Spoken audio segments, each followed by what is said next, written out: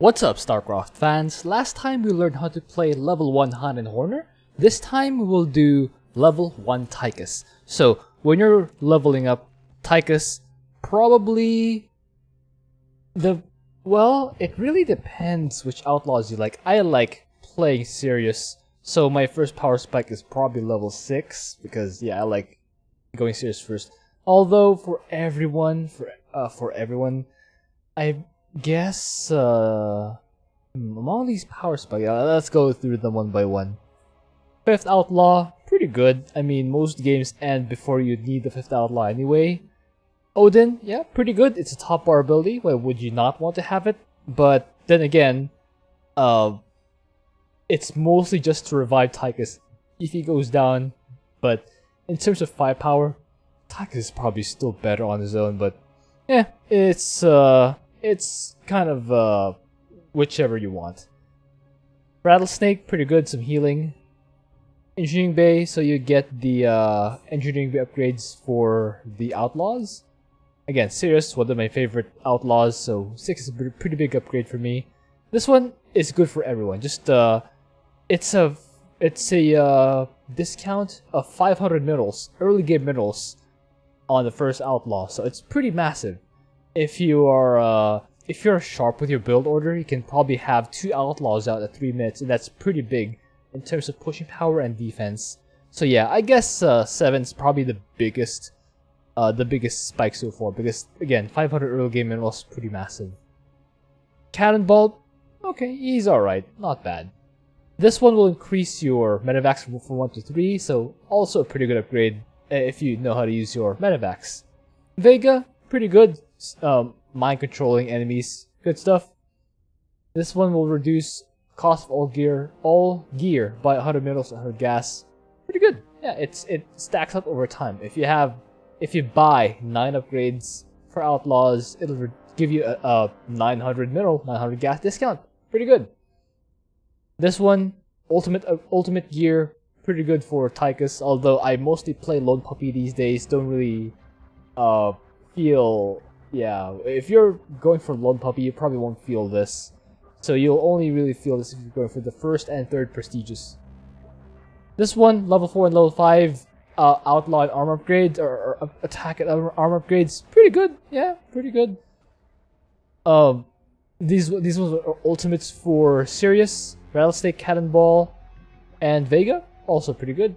This one, Big Red Button, unlocks Tychus' big top bar, so if you don't play on brutal difficulty and you want to ramp up, probably if you're playing on hard, you can start playing brutal at level 7. Yeah, the 100 mineral, 100 gas is pretty massive for an upgrade. If you play on normal difficulty, you can up it up to hard at 7, and you can up it to brutal at honestly, if you play normal difficulty as Tychus, you should really up your play in general. But like, yeah, you can start playing hard at level 7. You can start playing brutal at, let's say, level 9. Level 9 you can play brutal. Level 11 you can also play. Yeah, it's really up to you. If you play Tychus, you can honestly play brutal off the bat, because Tychus is just so easy to play, and he's very strong, even at low levels. Anyway, we will be on Cradle of Death this time. So yeah, thank you to Legendary Sinner and Trent Tent, who are supporting me the Immobilization Wave tier, and Darth and Shadow Archon, who are supporting me the Pulse Cannon tier. And thank you to all my supporters on Patreon. We will be on Cradle of Death, and again, it's the Maguro map so that I can pick the enemy composition. Okay, so we'll begin. Brian, why don't you tell us about the map? Cradle of Death is the map where constructs guard specific points that we have to destroy. These constructs are invincible unless we bring a truck nearby to make them vulnerable. Then we destroy them, and both players need to deploy the trucks in the guarded spots to destroy the objectives. Okay, so how I like to play Cradle of Death is I send my truck first to the southeast corner. I want to confirm whether or not there are constructs here. This will determine where the last main objective is. So now that I've seen these guys here, we can pretty much determine that the last base will be the southeast, where it is heavy anti-ground. If it's heavy anti-ground, it means we will need to need health tanking and anti-ground, also anti-ground. So for the for the next truck, I've sent it here. You can see there are no constructs here, meaning this is where the first wave will arrive from, and where the second objective will be. The third objective is just opposite side of the second. So if the second objective is here, on the left, the third objective will be on the right, and vice versa. If the second objective is on the right, then the third objective will be on the left. Anyway, so you can see I've kind of snuck my truck around this area, around the cliffs of this map. If you're up against Zerg, you can actually do this. Make life kind of easier for yourself. So I've taken one singular gas here. It's just it's mostly the same thing. So you take your gas around 2 minutes or so, or a minute 30. Yeah, a minute 30 also works. But you want to start your gunslinger's headout around 2 minutes 30 seconds. Yeah, around 2 minutes 30 seconds, so that you can get the first outlaw on time. Although, again, since there's no discount yet, it'll be pretty expensive. So yeah, if you start your gunslinger's headout, or actually, I go for a Victor safe house this time. Oh yeah, I go for Nikara first, because healing is awesome. To kind of help myself survive. I think I'm going Nikara first. As soon as I have my money. Yeah, there it is. So Nikara first. So anyway, I also sneak Tychus around this back, around back here. So I kind of shoot this main objective down without having to face, most of the enemy's defenses. So yeah, pretty sneaky way. You don't have to fight all these waves here. It's fewer kills, but it's less pain for Tychus. And Nikara just gets to chill out here at the other construct. And if you think about it, look at how large Nikara is compared to the construct. The outlaws are huge. They're ginormous. Anyway, second refinery on the way. And you can see Nikara is now healing Tychus for any damage he receives. So first I kinda destroy this construct so it wouldn't interfere with the stuff I'm doing.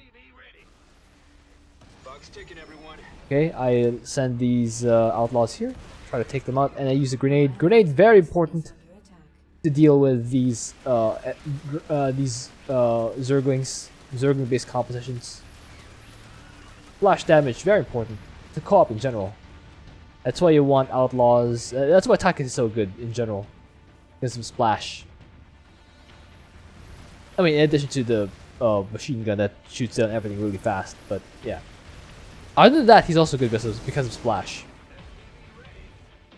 Anyway, I use Tychus to take out that other outlaw. You can see I'm already starting my command center over here, so that will help me get a kickstart my economy.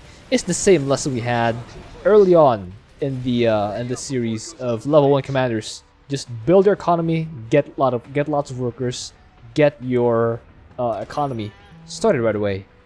See, I'm still building SCVs back home. Like so, even though it'll be oversaturated a little bit, but that is just to give my economy or my worker production a head start to saturate this other base. So you can see, as soon as this command center completes, I'll lift it off and land it here. Next wave is on the way. I will be able to intercept that. I control my ally's truck, in case you're wondering. I do not have an ally, I just control this truck because this is a Maguro map, and that is actually something I can actually do. I can request control of my ally's truck. So anyway, currently building an engineering bay. Engineering bay, of course, will allow me to get my upgrades, the attack and armor, for my outlaws. So next, I kind of push up here. Oh my, yeah, truck's kind of derped out.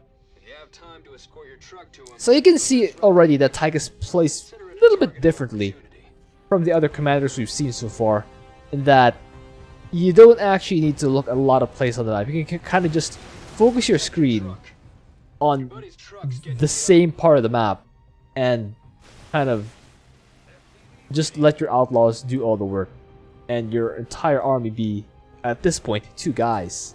So you don't actually have a lot of places to look at.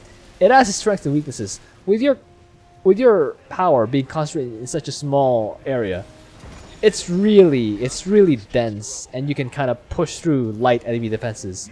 On the other hand, the flip side, you cannot be in many places at once like many commanders, or like at least some commanders.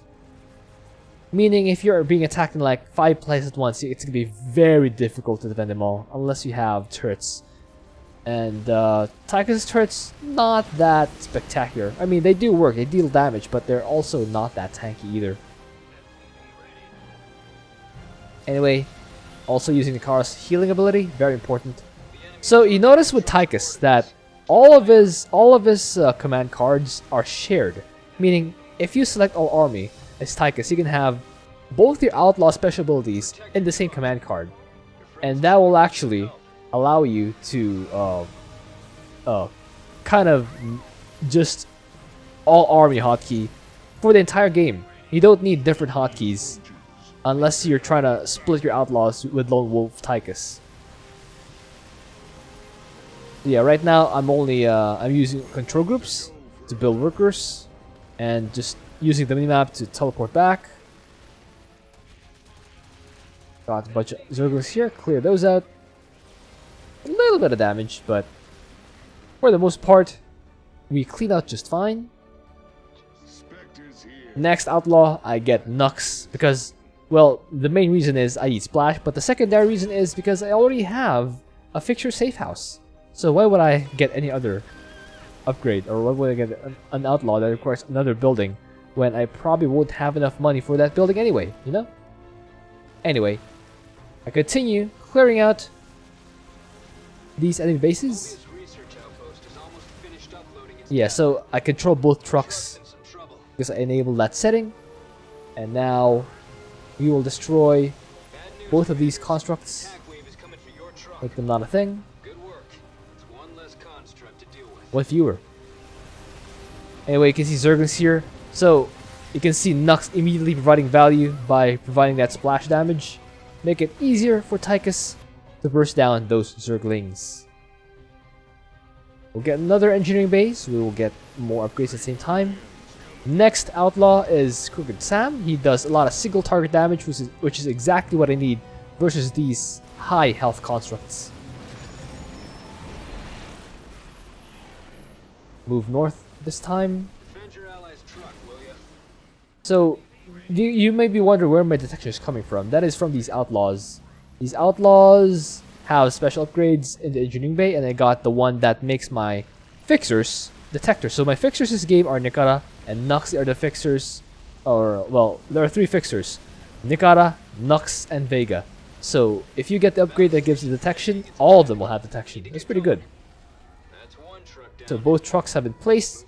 Again, the objective of Cradle of Death is to put trucks in these spots that are guarded by constructs. Once you bring down the constructs, the circle will reveal itself and you can put your trucks there, and that will start this timer, which will eventually destroy all the enemies here. You want to get out of the way though, so that you won't, die yourself. So yeah, for those of you who are completely new to Tychus, Tychus is your basic infantry. He's really strong. He has a machine gun that shoots very quickly, so it can bring down objectives really fast. And he has a grenade, which deals splash damage to both ground and air. So it's pretty versatile. You can find, or rather, you'd be hard pressed to find a scenario where Tychus is not useful. You just want to have him like at his most powerful every game. So the second outlaw I got is Nikara. She's a healer. As you can see, she's a medic. She uses a laser beam to heal your dudes and your allies, but if need be, she also has an ability called this healing aura, which will heal all friendly units and your ally units in a big circle. It's pretty useful when you're surrounded and you need quick healing. So yeah, I use that ability. The third outlaw I got is Nux. Nux is a Spectre, and he has okay damage, not amazing damage. He has okay damage, but his main ability is the Storm. He's basically a High Templar with a gun. And yeah, he casts storms, and it deals good damage against Zergling type stuff. Ooh, lost Nikara. So the way Tychus works is if you lose an outlaw, you can revive said outlaw at Joey Ray's bar for 250 minerals. It's a little annoying to go without a healer, but these outlaws have a bit of auto healing. They have self healing, not a lot, but it'll be good enough to kind of hold until the healer is back. You can see Nux once again using that storm. Tychus using a grenade to finish them off, and the third outlaw, as I mentioned earlier, Crooked Sam, deals a lot of single target damage, and his ability is basically a detonation charge that deals several hundred tons of damage to a single target. So it's really good against main objectives like trains, void shards, the Mobius hybrid, void slivers, and even stuff like void rifts and void thrashers. So yeah, if you have an objective that's a big single guy with lots of health, Crooked Sam is your guy with his grenade. He also has a separate upgrade that allows him to kind of be invulnerable for a few seconds, which is on a cooldown, and it's pretty cool. Down. Anyway, so yeah, so you can see we've destroyed this construct here, which cleared the area to reveal the circle. So once the second construct has been destroyed, this red circle will turn green, indicating that we can place our trucks here to detonate this whole area right here. I'm slowly inching my way here. I'm basically using the same lesson we learned when trying to play level 1 Tannis. Choose your fights, push slowly, don't charge in, let them come to you, a few at a time, and whittle them down. Divide and conquer is a good strategy for Tychus. You can see that storm dealt a lot of damage to those Zerglings, and my dudes are relatively intact. Nux right now with 135 kills, mostly because of the splash. Crooked Sam 79, pretty decent, and Tychus of course with 507. The reason he gets so many kills is because, yeah, the attack rate, the attack speed of Tychus is so huge, and with the grenade he also has amazing option for splash. You see how fast Tychus shoots, he kills very quickly. That's why it stacks up, it counts up very quickly, pretty rapidly. Again, I use Crooked Sam's single target grenade, which will destroy this, and now both trucks are deployed and this area explode and will allow me to retreat this area and defend my allies' Nexus. And you can see I'm also ready to defend this spot, and yeah, as you can see, this area is about to explode, bringing down all the enemies with them.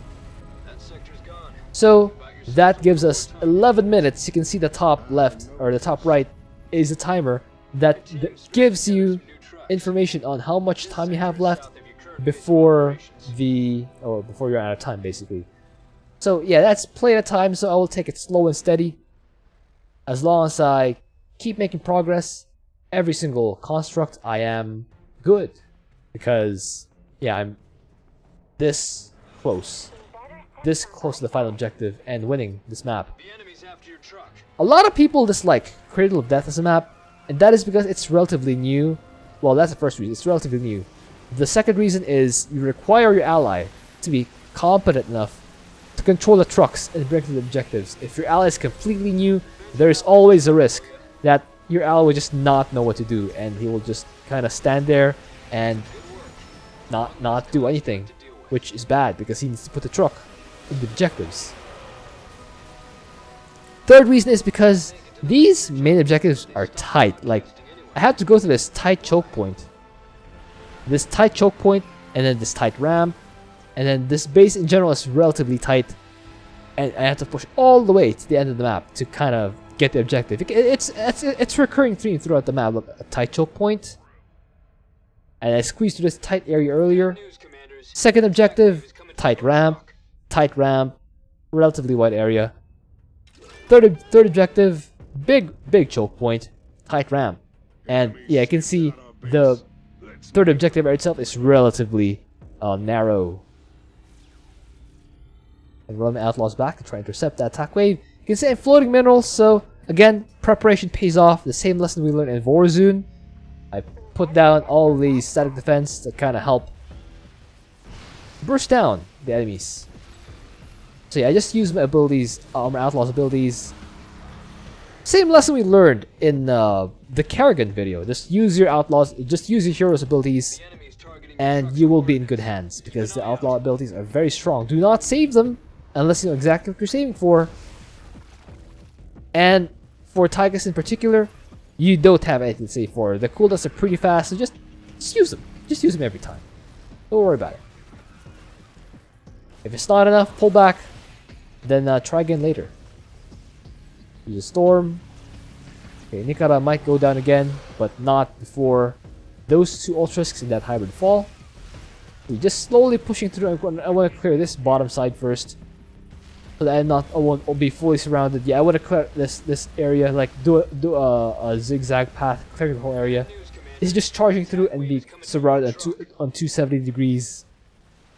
Kind of a bad proposition, if you ask me. Okay, Nikara goes down again. Okay, everything got surrounded. Yeah, everything got surrounded.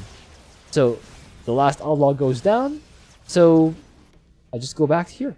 You can see I still have 1,000 minerals. I can just kind of afford to bring all my outlaws back. So as I showed earlier, your trucks can be destroyed, but they respawn for free. There is no limit on how many times you let your truck die, as long as you don't run out of, you know, time. So I just wait for these outlaws. Come back. Yeah, again, you can revive them at Joey Ray's bar, but you have to revive them one at a time. That is the kicker. It has to be one at a time. You can see these. You can block the path for your trucks, as you can see earlier, with these auto turrets. So I kind of salvaged the ones at the sides to give my trucks a path forward. Okay, Nux is on the way back, but with these three I can kind of push on it. I can kind of push. Just with these three outlaws. And you can see it's no longer a full surround, which means I can kind of just push through. Okay. That hybrid goes down. Tychus fighting these farm hosts. These swam hosts. Tychus fighting 3 guys all at once. But the cavalry has arrived, and now they're providing extra firepower to destroy these constructs. You can see, yeah, I'm not trying to rush through this map. I'm just slowly and steadily pushing. Try to make sure that my dudes don't die too frequently. And you can see these auto turrets paying dividends right away. The only enemies remaining are these guardians. The rest have been cleared out because of, yeah, these auto turrets. Continue clearing out. So not a lot of dudes left here. Like a few Hydralisks, an Ultralisk, a couple Storm Hosts. Use a grenade to clear those guys out. Yeah, these guardians are still wailing away at my static defense, but the good news is they're not hitting my main base or my allies' base. They're just hitting the periphery. It doesn't matter. As long as my dudes are, as long as my base and my allies' base are intact, we will have an opportunity to win this game. Use a grenade on there. They just blow that Ultralisk up. Oh, there are 3 here. I kind of bait them into a more favorable fight for me. Yeah, just bait the enemies into a favorable fight for you. Oh yeah, like Stone said, look, we only have 3 minutes remaining and we are maximizing the entire time that's given to us. I guess that could be the lesson for this game. Just maximize the time given to you. You don't need to rush through, you can just take it slowly, be patient, and kind of not get yourself surrounded too frequently. Storm hosts go down, so do the corruptors. Not very impactful, but still, you know, every little bit helps. You can see the circle has been revealed for the first one, and we're just waiting for the second one. Once this thing goes down, we will be able to end the game. And that's this game.